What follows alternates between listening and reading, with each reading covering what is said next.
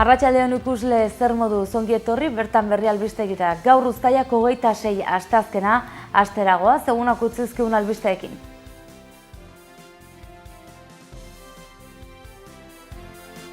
Kontu auzitegiak Yolanda Barcina eta Enrique Mailak ezarritako dieta sistema ikertuko du. Uxue Barkosen aurkako salaketa artxibatu ostean, Iruñeko udalean UPNeko alkate horiek ezarritako sistema aztertuko du orain. Atxilotu egin dute Tuteran emakume bati sexu abusua egin dion 21 urteko Murtxanteko bizilaguna.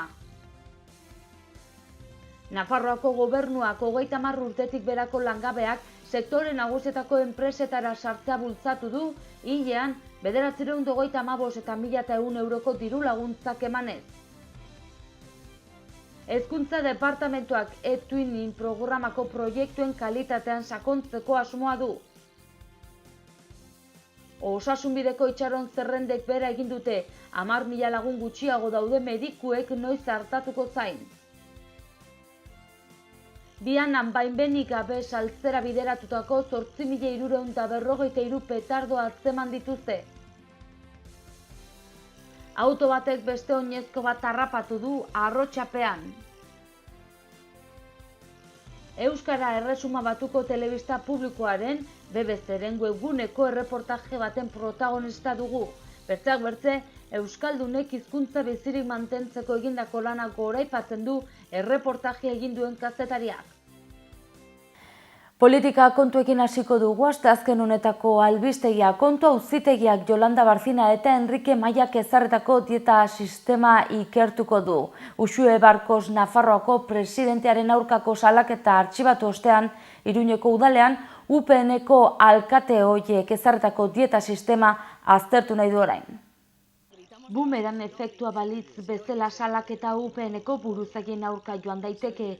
Espainiako kontu auzitegiak uztailaren 13an atzera bota zuen Nafarroako egungo lehendakariaren aurkako salaketa.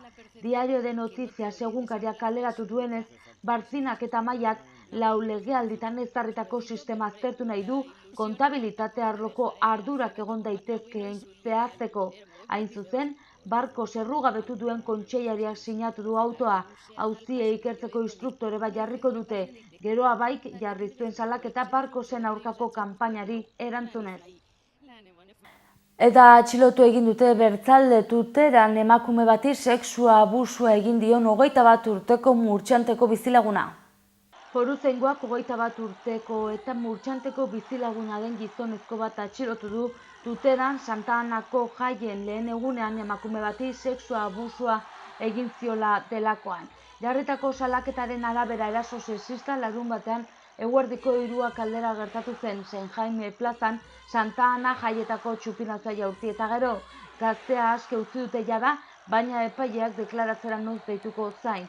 Bere aldetik Tuterako udaleko ongizate emakume eta berdintasun arloko zinegotziak gaitzetxe egin du erasoa. Nafarroako gobernuak 30 urtetik berako langabeak sektore nagusietako enpresetara sartzea bultzatu du, hilean 955 eta 1.100 euroko diru laguntzak emanez. Nafarroako gobernuak hilean 955 eta 1.100 euro arteko laguntzak emango ditu 50 langile baino gehiago dituzten eta Nafarroako sektore nagusien barruan dauden enpresetarako langabezia egoeran dauden 30 urtetik berako gazteak kontratatzen badituzte. Nafar Lansareak 2 milioi euroko aurrekontua gorde du ekintza honetarako eta 250 kontratazio egiteko gaitasuna du. Kontratuek gutxienez 6 hileko iraupena izan beharko dute eta urteko gutxieneko ordainsari gordina ezin izango da lanbide arteko gutxieneko soldataren halako 2 baino txikiagoa. Nafar Lansareak diru laguntza handiagoa emango du 12 hilabete edo gehiagoko kontratuen truke eta lan merkatuan berdintasuna lortzeko lanerako zailtasun handiago dituzten pertsonen kontratazioa ere suspertuko du. Baita emakumeena ere azken kasu honetan soldaten artean dagoen tartea murrizteko estrategia bat. Horrela jasotzen da Nafar Lansareak gaurko Nafarroako aldizkari ofizialean argitaratu duen deialdi berrian.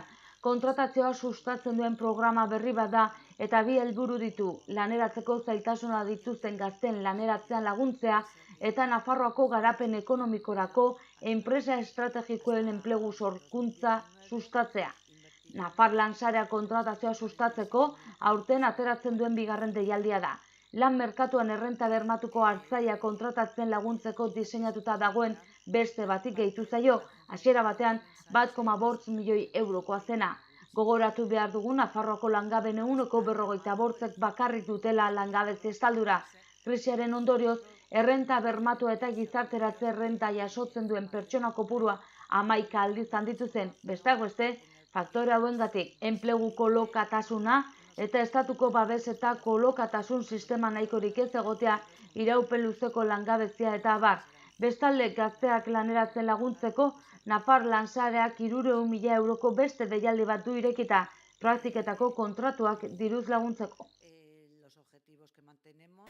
Hezkuntza departamentuak bertzalde eTwinning programako proiektuen kalitatean sakontzeko asmoa du. eTwinning Europar Batasunak hezkuntza arloan duen programetako bat da, herrialdetako irakasle ikasleen arteko lankidetza eta harremanak erraztea helburu duena.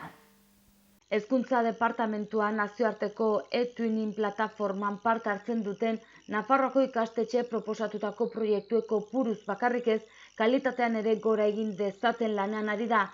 Izan ere Nafarroak du eTwinning plataforman erregistrorik gehien Espainiar estatuan. Nafarroako ikastetxe proposatutako 856 proiektu daude orain arte. Erronka beraz, erregistro horiek guztiak kalitatezko proiektu bihurtzea litzateke. Sarean lan egiteko eta beste erkidego eta herrialdetako ikastetxeekin elkarlanean aritzeko tresna honekin lanean ari dira Nafarroako 74 ikastetxe. Ingelesez, frantsesez, gaztelaniaz eta euskeraz aritzen dira. Amaitu berri den ikasturtean beste 39 ikastetxe nafar gehitu dira eTwinning plataformara eta 156 proiektutan aritu dira. Eta albiste gehiago utzi dizkigu gaurko egunak. Osasunbideko itxaron zerrendek bera egin dute 10.000 lagun gutxiago daude, medikuek noiz hartatuko zain. Osasunbideko itxaron zerrendek bera egin dute, ia 10.000 pertsona gutxiago daude, medikuek noiz hartatuko zain. Hain justu, 2014ko datuekin alderatuz, 21.300 kontsulta gehiago izan dira urten. Ez dira datu positibo bakarrak. Kirurgia itxaron zerrenda laburrena da, Nafarroa 2010-tik. Horiexek dira Fernando Domínguez osasun kontseilariak nabarmendutako datuetako batzuk. Legealdiko balorazio egin du eta positiboa izan da oso. Izan ere, azken 2 urteetan lortutako hainbat aurrera pausu izan ditu gogoan. 528 plazako lan eskaintza publikoa, Nafarroako ospitale publikoko sukaldearen birpublifikazioa, botiken ordainketa partekatua eta bar. UPN-ren garaiko murrizketei buelta eman nahian egin du lan gehien osasun departamentuak, oinarrizko azpiegitura arazoak aurkitu zituen eta gobernu berriak kargura iritsi zenean. Hala, martxan zeuden programak diruz hornitzeaz gain, plan estrategikoa garatu zuen osasun departamentuak osasun ezberdintasuna gutxitu eta sistema iraunkorra lortzeko. Era berean osasun arreta unibertsalizatu dela, haurdunaldia eteteko eskubideak bermaturik dagoela eta azpiegituretan inbertsio handiak egin dituztela ere azpimarratu dute osasun saileko ordezkariek. Aurten, osasun departamentura bideratutako 1.057 milioi euro izan dira. Eta abian baimenik gabe saltzera bideratutako 8.353 petardo atzeman dituzte. Foruzaingoak ofizioz jardun du gazteen segurtasuna bermatzeko, inguruan egon daitezkeen pertsonei kalterik ez egiteko eta suteak saihesteko. Bianako jaietan kalean saltzera bideratutako 8.353 petardo atzeman ditu Nafarroako foruzaingoak. Ohar baten bidez jakinarazi dutenez, adingabei baimenik gabe saltzen zizkieten objektu horiek. Foruzaingoak petardoz betetako 150 kutxa atzeman ditu orotara. Arrazoi horrengatik, materiala konfiskatu eta zigor espedientea ireki die saltzaileei. Era berean, herritarren segurtasunerako legearen kontrako araua ustea ezarri die, debekatuta baitago baimenik gabe gisa horretako objektuak saltzea.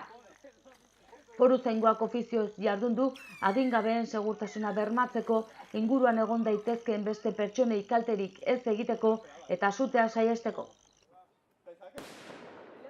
Eta Iruñean auto batek beste oinezko bat harrapatu du, ezbeharra hau pasaden ostiralean izan zen. Emakume bat hil zen iragan ostiralean Arrotxapeako Martzelo Zelaieta kalean, semaforoa berde zegoenean kalea gurutzatzen ari zela auto batek harrapatu ostean. 50 kilometro orduko abiaduran zihoan ibilgailua. 15 metrora bota zuen emakumea, hau salatu asmoz, mugikortasun seguruagoaren aldeko elkarretaratzera deitu zuten 880 plataformak astelehenarekin Bernardino Tirapu eta Martzelo Zelaieta kaleak gurutzatzen diren tokian.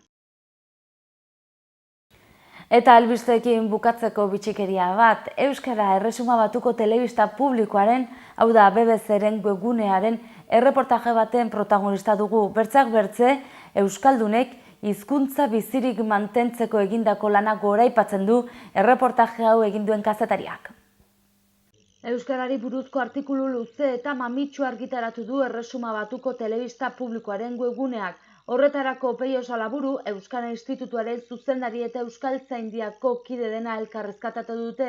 Horrenbestez, The Mysterious Origin of the Europe's Oldest Language, hau da, Europako hizkuntza zaharrenaren misterioa izenburupean besteak beste, Euskaldunek hizkuntza bizirik mantentzeko egindako lanak goraipatzen du Anita Biton kazetariak, batez ere, frankismoaren garaian erabiltzea debekatuta egon zenean. Horrez gain, udan bisitatzeko zenbait leku ere gomendatzen ditu, Getaria edo Bilbo kasu. Aipatu artikulua BBC-ren webguneko bidaiarientzako sailean, hau da Travel sailean, irakur daiteke. Goazen orain eguraldiaren iragarpena zein den ikustera.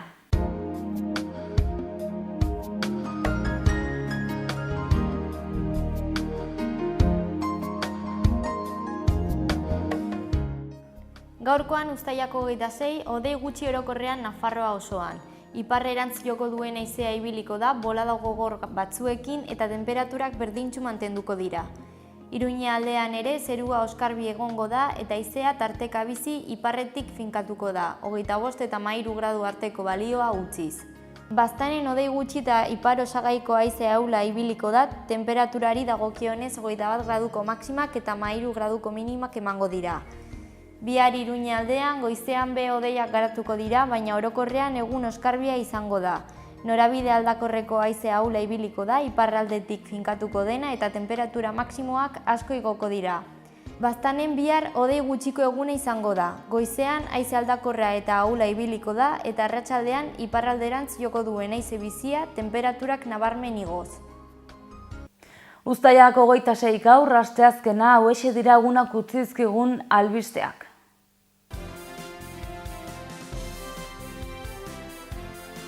Kontu auzitegiak Yolanda Barcina eta Enrique Maiak ezarritako dieta sistema ikertuko du.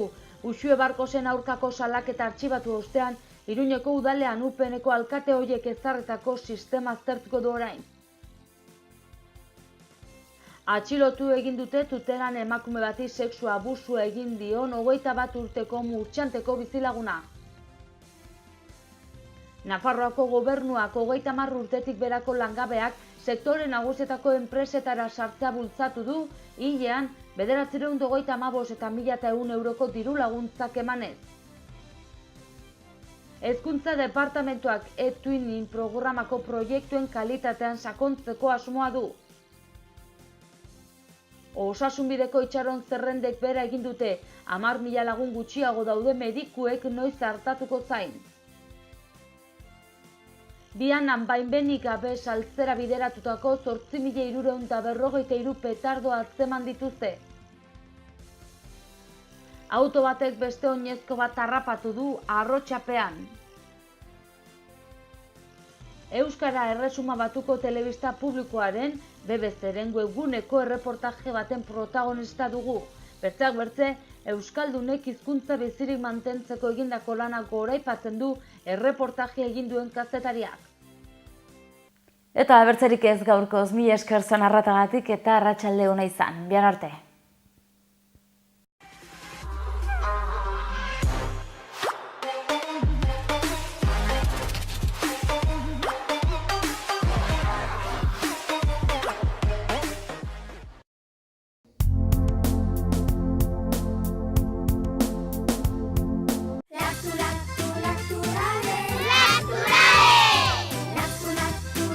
Lacto Yogurta. Astin